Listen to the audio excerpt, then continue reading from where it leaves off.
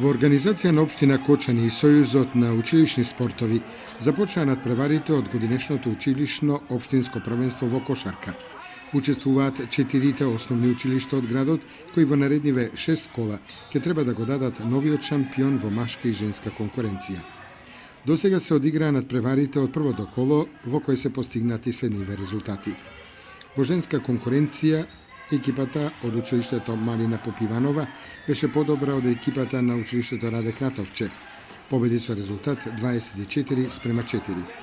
Екипата на Никола Карев и Свети Кирил и Методи играа со резултат 25-12.